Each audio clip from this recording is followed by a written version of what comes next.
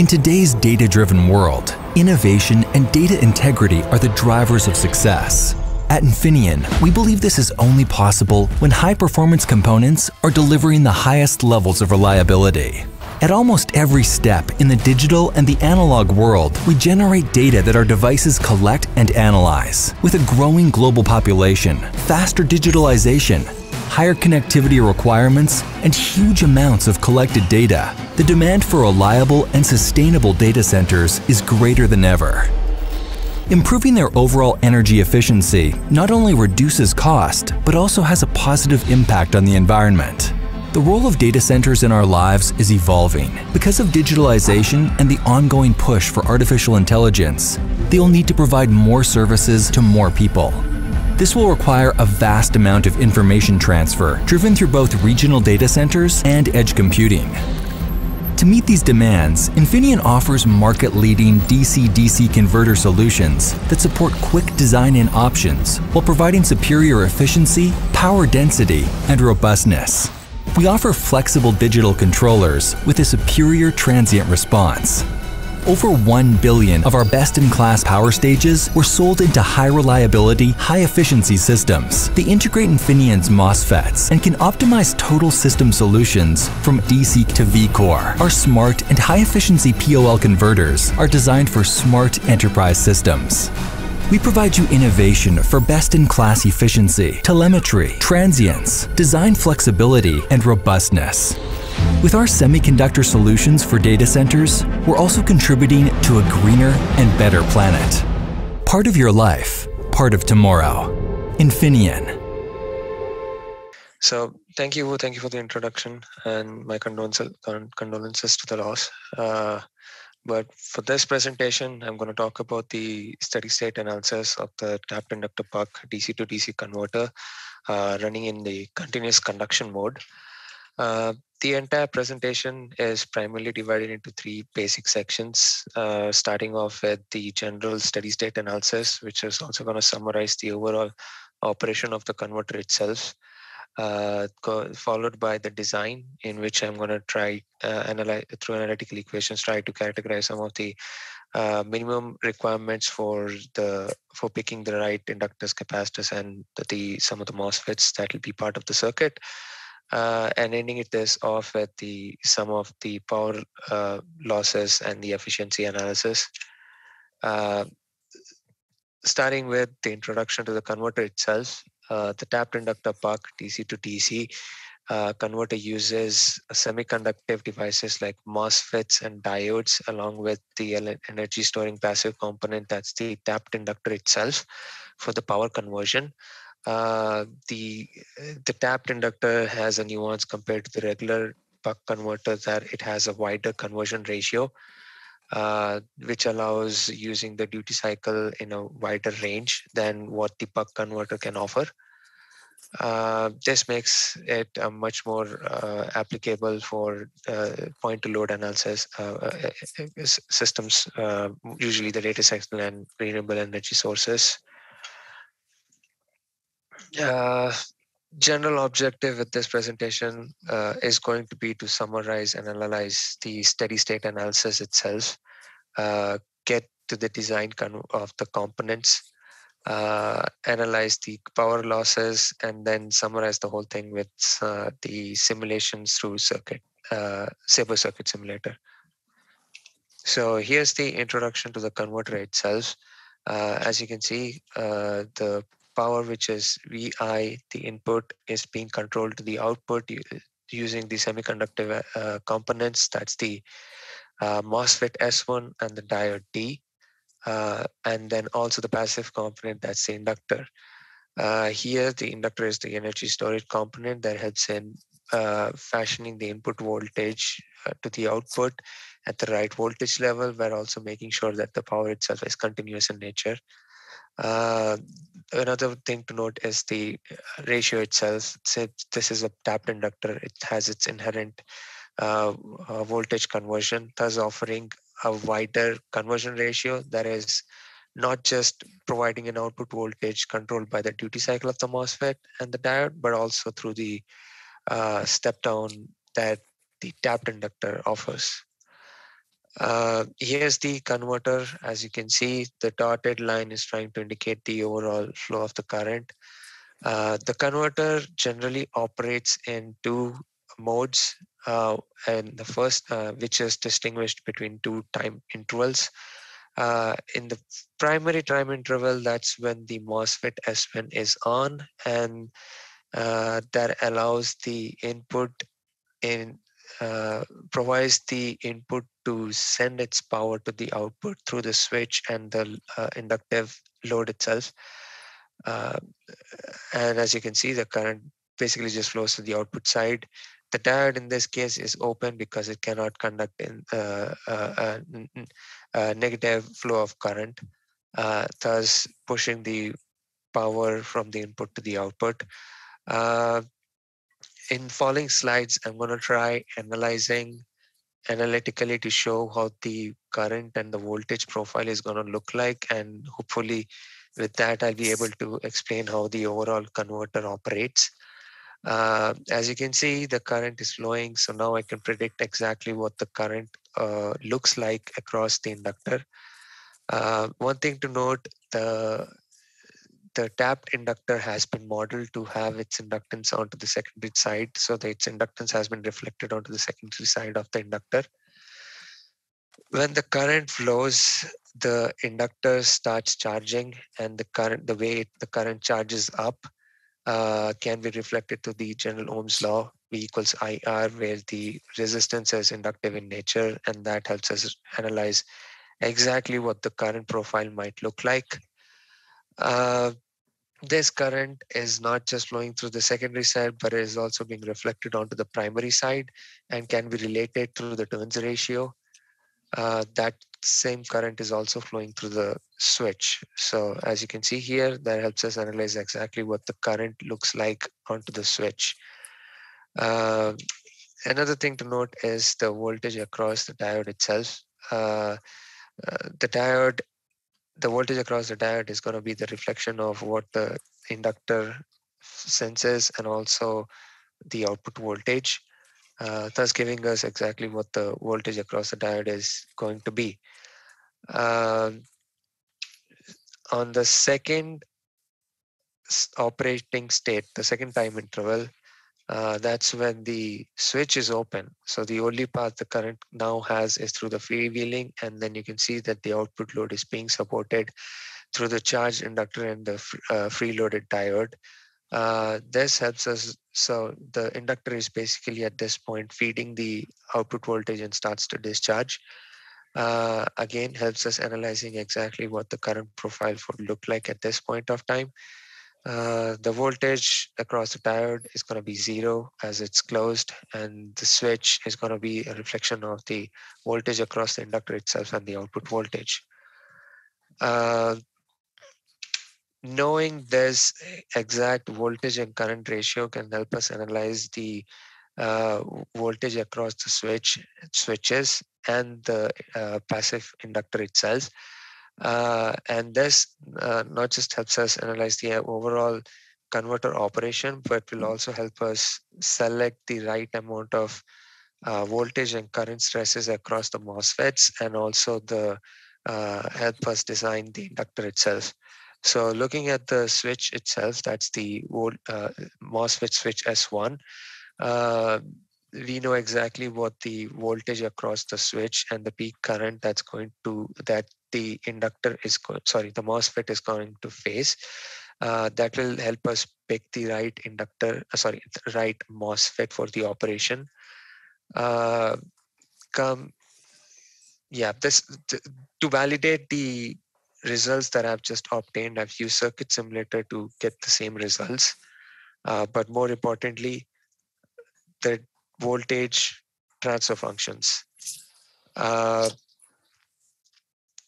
The one in blue in this plot, as you can see, is a default conventional buck converter with its conversion ratio being 1:1 ratio, as in the duty cycle decides how much the output voltage is going to look.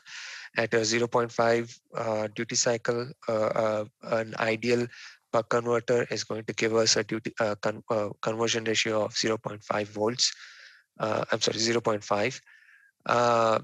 But when it comes to a tapped inductor buck, because of the addition of the tap and the turns ratio, the voltage at 0.5 can be stepped down even further and could be brought closer to maybe 0.3, thus allowing a bigger jump in voltage. You can also note that if for a conventional buck converter, if the voltage was to be changed from 0.3 ratio to a 0.5, it would need a duty cycle change of about 0.2. But compared to our tapped buck with the turns ratio of turns ratio of 5, if you want to move to a voltage ratio that's between 0.3 to maybe 0.5, you no longer need a step of 0.2, but instead maybe closer to around 0.12 maybe. So that helps in obtaining a wider step down of voltages with a little tweak in the duty cycles when required. Coming to the design itself, the most important design component would be the inductor itself. The inductor decides how much the capability of the converter, how much the converter can actually step down the voltage and store the amount of power it actually needs to transfer from the input side to the output side. This can be found out using the boundary condition of the converter, assuming that in continuous conduction, the currents were almost hitting zero, but never really maintaining the zero at a certain point. Knowing exactly what the voltages across the current was going to be during the time interval when the switches were on and off, I can validate and average out the current that's going to be flowing through the inductor. And that's what helps us calculate what the amount of current is going to be, and ultimately helps me decide what the inductance is going to be. So this helps me pick the right inductor to make sure that the current flowing through it is continuous and not operating in a discontinuous operation. Is there a question?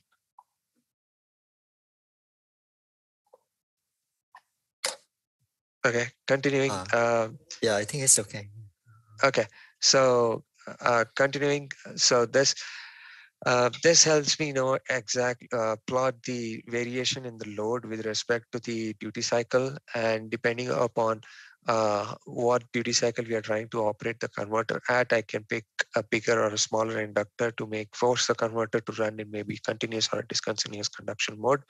Most of the operations that we try to uses continuous conduction mode operation, but discontinuous conduction mode could also be used if the continuity of the current is not required.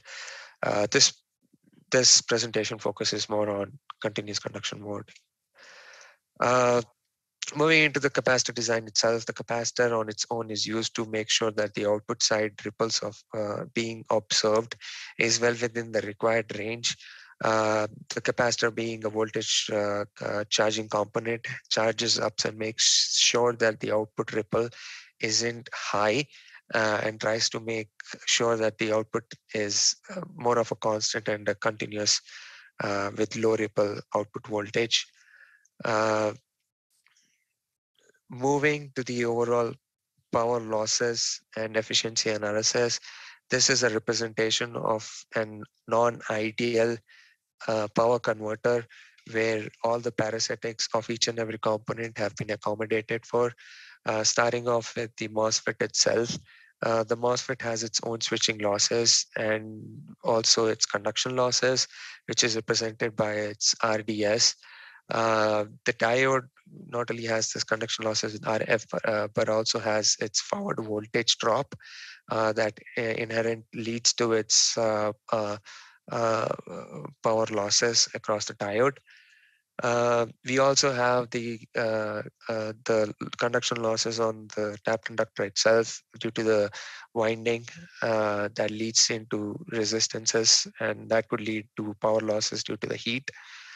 And then the ESR losses across the capacitors, which are represented by the parasitic RC. So for each and every losses, to calculate exactly how efficient this converter is going to be, I'm going to try to calculate what the RMS value of the current flowing through each and one of these parasitics looks like. RMS being the root mean square of the current flowing through this. And earlier on, we've already analyzed how the current profile looks like across each and every one of these components. We can validate and calculate exactly what the current is going to look across each and one of these components. Starting with the switch current itself, which is given by which is represented in its dependence on the output current. It is to be noted most of the analysis done here would be done with respect to the conversion ratio itself, that is the required optimum point with respect to the output voltage, input voltage, output current, and input current. That's the reason why the current the switch itself has been converted into the reflection with respect to the output current and duty cycle. That helps us calculate exactly how much the parasitic loss across the conduction loss with respect to the switches. Also, the switching losses is dependent on the frequency at which the switch is being is switching, and the output capacitance of the switch itself. That's the MOSFET, and that helps us calculate exactly what the switching loss is. Knowing that, we can calculate the overall parasitic loss across the FET. The next thing on our list is the diode itself. The diode itself, the diode. So for that, the RMS value of the current flowing through the diode is calculated, and the average current, so that the power loss due to the forward voltage can also be calculated. A sum of these power losses is the overall diode losses, which is estimated. The other remaining components are the passive components, which includes the inductor and the capacitor. As mentioned earlier, similar to the switch losses and the diode losses, all you need to find out now would be the estimated current RMS flowing through the current through the inductor and the capacitor. And knowing that, I can calculate what the losses would be across the inductor and the capacitor. This was the overall spec that was used for the analysis. I was trying to convert an input voltage of 12 volts down to 5 volts using an inductor with the turns ratio 2. For my operation, I've used a switching frequency of 100 kilohertz, but using a higher frequency would allow you to design an inductor with a lower footprint. But the power required right now was 10 watts. And this helps us estimate the required amount of inductance required for this operation. And also knowing the stresses that was across the switches helps us pick the right amount of MOSFETs and diodes that can handle the amount of stress that they will go through. The parasitics that the MOSFET, diode, and the inductor and the capacitors inherently would have are estimated to be around 50 milliohms. And that helps us estimate exactly what the efficiency or the overall losses is going to be across the converter. And as you can see, an estimated of 88.48% was estimated, and the Sabre simulations were also giving us an estimate of a similar analysis. The efficiency as predicted over here is smaller because these losses do not really reflect the exact power losses in the circuit. I wanted to see how if these analyses were actually reflective of the wider ranges in losses, and this is what the simulations and the math showed, and they've been validated through simulations. The conversion ratio, as you can see over here, with the efficiency included into the circuit tracks with what the theoretical analysis provides. The solid blue line is the theoretical obtained voltage ratio, and then the dotted lines are the ones obtained through the Saber circuit simulations, and they track pretty good with each other, validating the results that I was trying to obtain for my analysis. So in conclusion, after the quick review, with this presentation, I just wanted to propose or put forward a converter which uses a similar topology to a buck converter, but replaces the inductor that is usually used for most of the power conversion, but replace it with more of a tapped inductor, and use the inherent property of the tapped inductor to actually step down the voltages even further and offer a wider conversion ratio. So through this presentation, I was able to provide a steady state analysis of such a converter.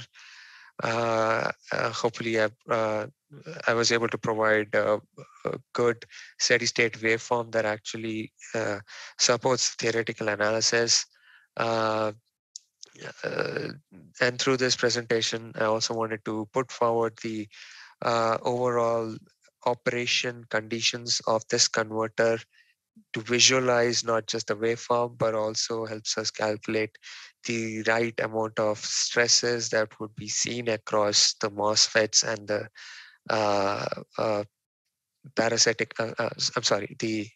passive components, that's the inductor and the capacitor. And finally, capping this off with some of the simulations that supports these results. But yeah, with that leads into the overall conclusion of my presentation, and I would like to set this floor open. And if you have more questions for me, please do let me know, and I can try answering those questions. Okay. Thank you, Ankit, for your presentation. It's really I think we can have more time for the audience, so everyone can have question. But before you move on, I just have a quick question that do you happen to have a hardware design for this? Like how can we achieve the diagram of the inductor tab? Yeah, that diagram, like can you show kind of a quick hardware for the connection of the inductor there, so we can achieve the kind of the mutual coupling between the N1 and N2 there. Let me say a bit in Vietnamese, and so you can answer that question. Yeah. Thì mình có đặt câu hỏi trước cho Ankit là để cho mọi người rõ hơn, là tại ở đây bạn ấy chỉ để một cái giảng đồ, mình không có rõ về cái hardware, là cái kết nối, là làm sao mà mình có thể nối lại được những cái cuộn cảm giống như trong cái giảng đồ của bạn như vậy. Thì ở đây mình mới đặt một câu hỏi đó để bạn có thể chia sẻ ra cái cách kết nối những cái cuộn cảm ở đây. Okay, Ankit, you can go ahead. Yeah, so for the design of the inductor itself, this presentation does not talk about the inductor core design, but it talks more about the right amount of inductance that the tapped inductor would need to offer. But based on how much inductance you need and the type of profile you're trying to support, you can use different types of cores that would be used. This goes more into high frequency magnetic component designing. But the idea is you're going to use a ferrite core with the right amount of permeability to make sure that the core doesn't saturate at the required current levels. For example, just real quick, it's not about the design, but I would like to see like a quick setup for the connection. Like if you want to set up an experiment model for that. So how can you connect the N1 and N2 there, and how can you connect the L inductor there? Because it's a bit not traditional. Mm-hmm. Okay, let me, if I can pull out, let me try pulling out the I'm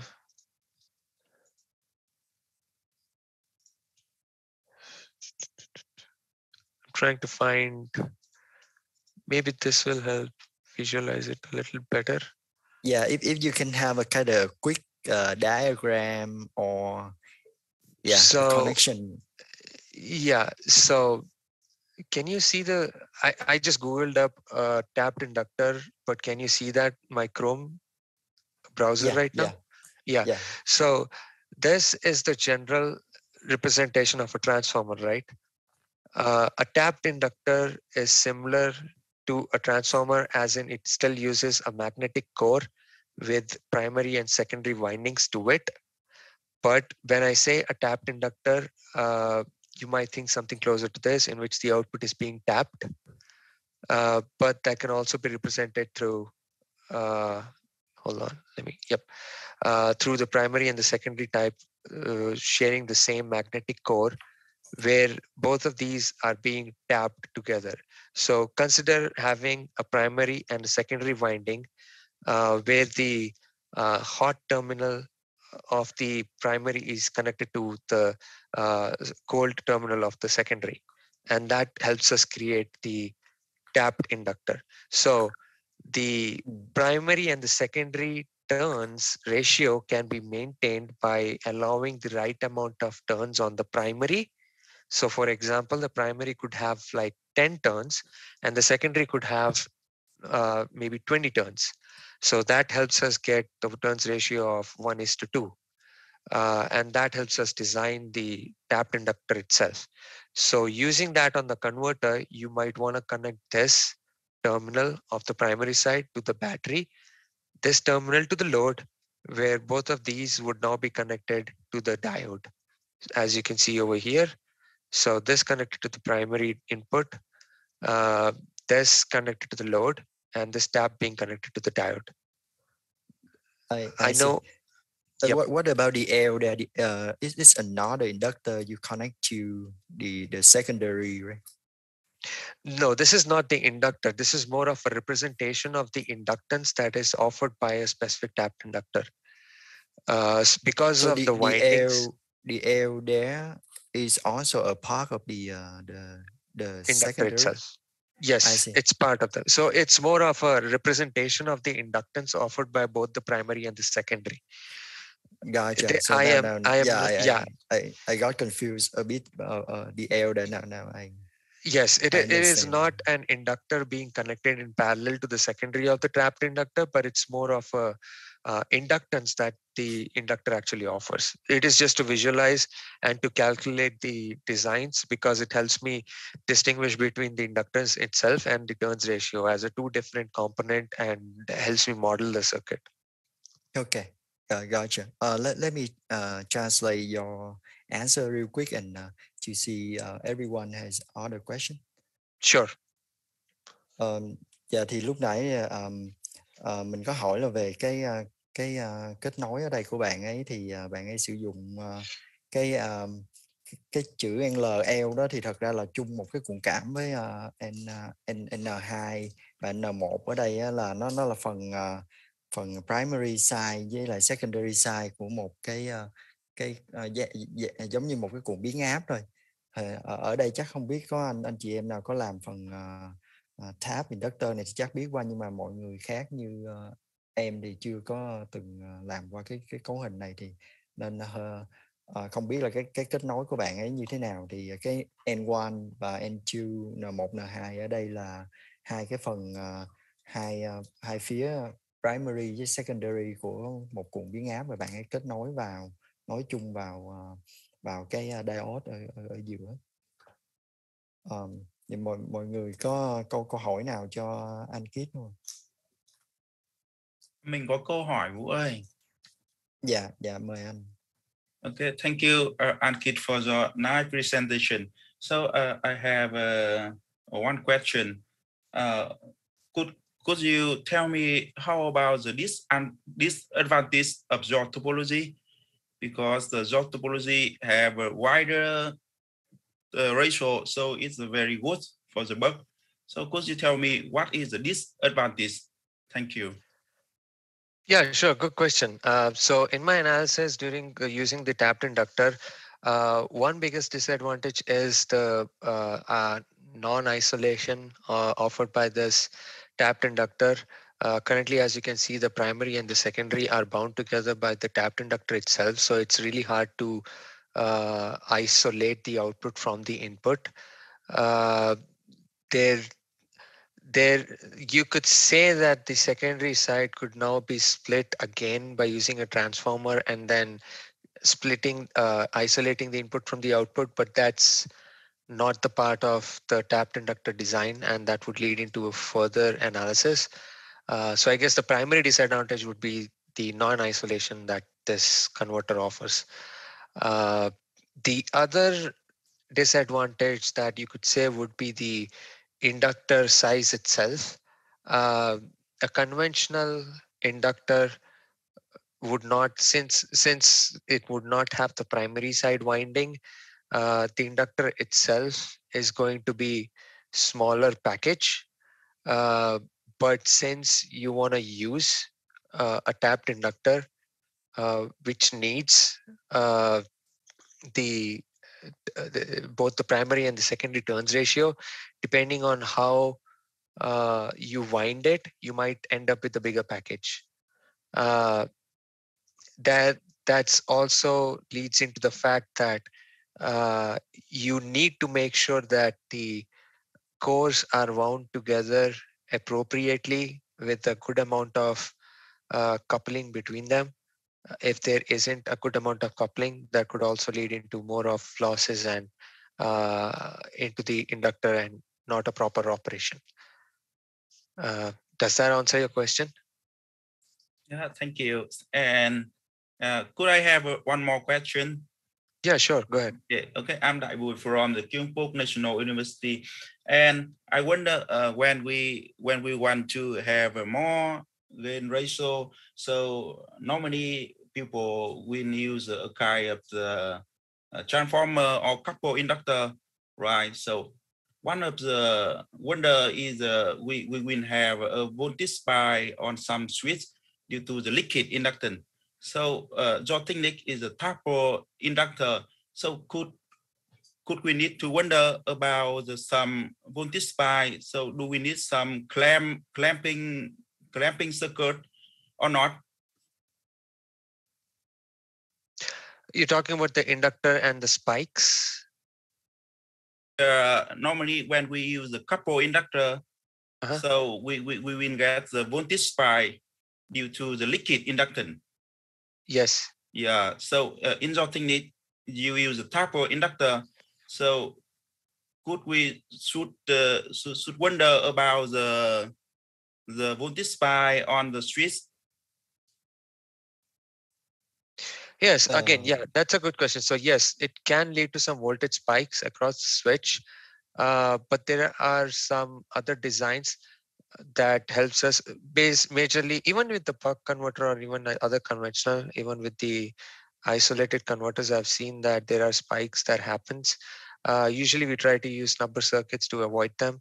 That would be true even in this case. If you want to use that, we might want to go ahead and use circuits like snubbers to make sure that the voltage spikes are controlled, and helps us also reduce some of the noises. Thank you. Thank you. Ankit, just real quick follow up from the disadvantage question. I see the efficiency of this converter is not quite high. It's like 88% only, right? And as you know, all the traditional buck and boost converter, it can get up to like 95. So you have any, or you see any idea to increase the efficiency of this converter? I would say this efficiency theoretically is deceiving because I am considering parasitics which are way higher in this analysis than what it's going to be in real life. That's the reason, one big reason why the efficiency is quite low. But as you can analyze that the major change from a buck converter is going to be the tapped inductor itself, and the only there is going to be a higher parasitic because of the winding that's going to be across the inductor, but it should not be as low as what's been predicted. Over here, I just wanted to go as low as possible to see if it still validates. Also, the fact that I was trying to design this manually, and I didn't have a best setup to validate the results. So my parasitics on that actual boards were also higher than what a traditional converter would. And for an apples to apples comparison, I made sure that the parasitics predicted would be higher and also lead to a higher losses and lower efficiency. But to improve the efficiency, primarily, I would say increasing the switching frequency would help us reduce the inductor itself, and then also help us reducing some of its inductive losses. But the switching itself comes with its own disadvantage of the switching losses. It's just playing with the right amount of frequency you want to use to make sure that we have lower losses. Another point to my analysis, as you can see, my specifications currently I have kind of over designed. I don't really need a big inductance, nor do I need a MOSFET or diode, which are currently rated for like 100 amps. But again, like I said, it was more of a research paper and wanted to make sure that the design itself was over designed and wouldn't impede to my analysis. That led to more losses, but reducing that would actually help in making this converter more efficient. I see. But one of the things I can see here compared to the traditional buck converter is your magnetic coupling. As you know, you add one more layer of loss. It's Yes. magnetic loss here Yes. compared to the traditional buck converter. So you like, is there a way we can make it better here for the magnetic loss, like can reduce that? I would say tighter coupling is the best option to go with.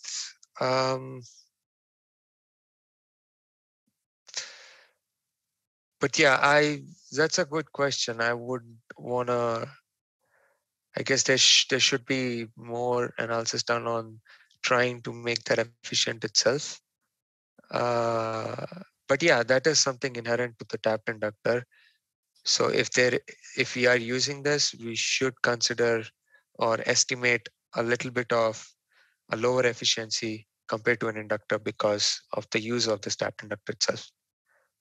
So it's like a pro and cons of the converter. If you want to have a wider conversion ratio with more control over the voltage, you might want to lose out on a little bit of efficiency that comes with the tapped inductor itself. That's right. No configuration is perfect, right?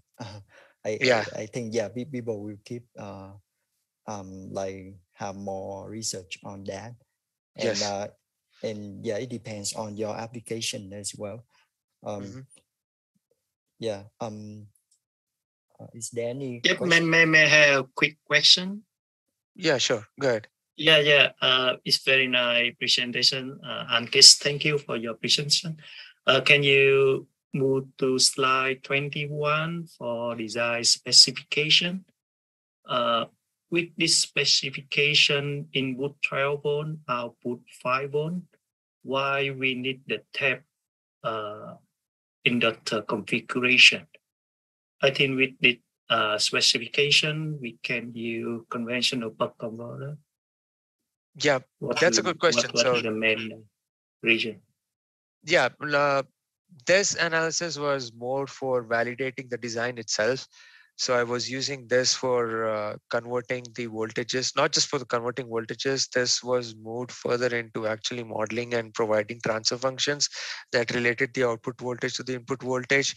So with the amount of resources I had in the lab, the lab did not support higher power nor high voltage conversions. So I wanted to build a device which was capable or producible in the lab that I was offered. And that's the major reason why I went from 12 volts to 5 volts. But you are right. A conventional buck converter might need it's like 12, 5 to 12, 12 volts stepping down to 5 volts. So that's like 0.6 times, 0.5, no, 0.4 times, I guess. So a duty cycle of 0.4 would be enough to do that. But the design was done not to satisfy a specific application, but to introduce or provide a topology which would be useful for wider applications which might need that. So I guess, long story short, to your question, this specification was used just for validation, but not for a specific application. Does that make sense? Yeah, okay. Thank you.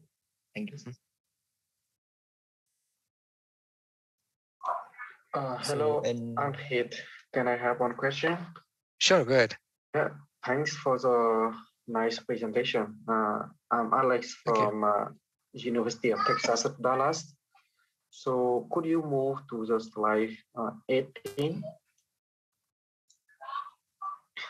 Yeah, so here I wonder, so here we have the switch S-on connected in series with the inductor N-on. So when the S-on switch open, so will the current IP become like discontinuous? Oh yeah, that's a good question. So like I was saying, the inductor on the tapped inductor is in this design, the inductance is represented onto the secondary side. So the inductance, this whole component, the inductor, including the primary and the secondary, is a one single component. So the current that is onto the primary side is actually being reflected onto the secondary, and the secondary inductance is the one that fashions the current to make sure that the current is actually continuous in nature. And so the current flowing through here is so the inductance, so the current through the inductance itself is going to be continuous in nature and not discontinuous. Does that make sense? But the current on the coil will be discontinuous, right? Because if S-on open, it will. But I mean, the flux can be escaped in some way. Maybe the flux still can be continuous, but the current, will it be discontinuous? We consider, so for the continuous conduction mode, we consider the inductance, the current flowing through the inductance to be continuous in nature, right? So the whole component having the flux, yes, you're right, it's related onto the primary side and the secondary side. So the secondary side, the inductance would be the one which is going to make sure that the current is continuous in nature. So the overall current coming out of this branch is going to be continuous in nature. Yeah, so that inductance L, yes, what is its value? How much? How big is it? So is it like a magnetizing inductance in a transformer? Yes, that's the magnetizing inductance, and that's the magnetizing inductance of the tapped inductor.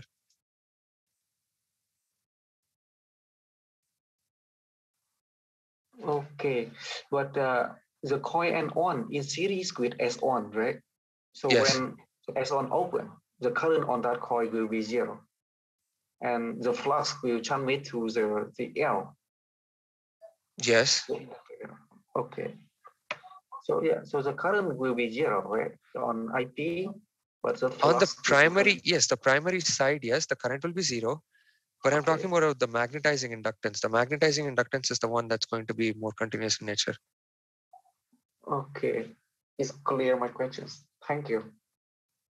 Thank you. Just real quick follow up on that. So the primary side inductance there is leakage inductance, right? The IP and No, I think no, it's not like a leakage inductor. It's more like a representation of the tapped inductor itself. So it more or less just represents the turns ratio rather than the actual inductance on the primary side. right. But your transformer is not ideal transformer. Both the primary side and the secondary side will have another Yeah. kind of leakage inductance as well, right? Yes, you're right. I'm just yes. wondering that when you stop the current there, when you disconnect the switch, is there any kind of voltage spike there on the primary side when you stop the current there? Yes, there is going to be inductance, and this analysis actually does not consider the leakage inductances that could lead to the spikes. But yes, one of the previous questions was talking about the spikes that's going to be across the switches. That's basically because of this leakage inductances, because of the coil turn on the primary side. There is going to be an inductance over here, and that's going to lead into some spike on the switch. I see. Yeah, but based on your I know you haven't covered that in this presentation, but based on like your research and reference before, do you see any like other research group they already like cover that problem and they talk about that? So I've seen papers who've covered leakage inductances and its spike and its disadvantage or its effect on the switches. I'm not sure if I did see anything with respect to the tapped inductor. Gotcha. But yeah, I'll have to. Because I just want to I think we would like to know, like, is that kind of something like can damage the switch, or it's just something very small, because the leakage inductance, as we know, is quite small compared to the magnetizing inductance, right? Yes. So that's also, again, in my experiments, I did not see that problem because, like I said, my design was an over design to what I was doing. So I didn't really see a bigger spike, which was more than the MOSFETs. In fact, the inductor was quite highly damped. So that's the reason why I didn't really see a spike on the MOSFETs. But yes, that is an issue. If you are using the higher frequencies, that could lead into spikes that could lead to damaging a MOSFET. I see. Yeah. Thank you, Ankit. Is there any other questions?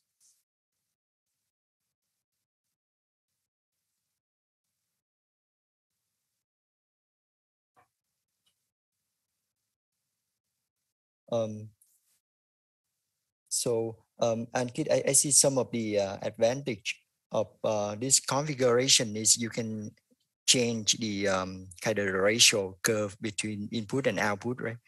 Yes. Or between the duty cycle and the output. Can you talk a bit about like what is the application of that in like in industry or any other field that we really need this application? Well, most of the applications I've seen in my experience would want to step down the voltages to the required level by just maintaining the duty cycles at 0.5 volts. In my experience, I've seen everybody use transformers to do the same. But the transformer at that point is working more like an isolator and just stepping down the voltages rather than working more like a energy storing component using its magnetic properties. So such applications where it does that, this converter could be used. Yeah, you should also think about just stepping down the voltages itself from coming from the AC supply, that doesn't need to be stepped down by that much by using the transformers, but instead using the converter, which we use in most of our applications to do so. So yeah, I would say many of our charging batteries that we use for mobile devices could be actually useful with this one. A bigger power conversions would mean that this truck converter would need to be scaled up for higher power levels. And if you do that, maybe for automotive applications, maybe this could also be used. This converter is good because it is scalable. The only scale that we might want to change would be the inductor itself. So yeah, it's a wide application range depending on what area you want to use it. Knowing the disadvantages that it offers, there are myriad of ways that you can actually use this converter. I see. Yeah. So any other questions?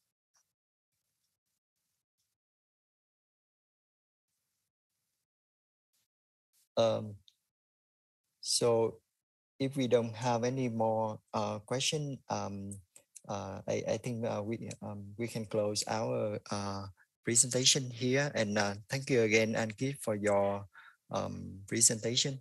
So thank you for joining us. So we hope you can enjoy talking to the community, and you can come back sometime to present other research and other topic you have done. Thank you, Ankit. So now we move on to we will have like a break around 5 to 10 minutes, and we can move on to the second presentation. So, thank you everyone, and that was really nice questions. Really had a good time, and thanks you guys. Thank you. Dạ vậy thì phần trình bày của Ankit là đã kết thúc, thì bây giờ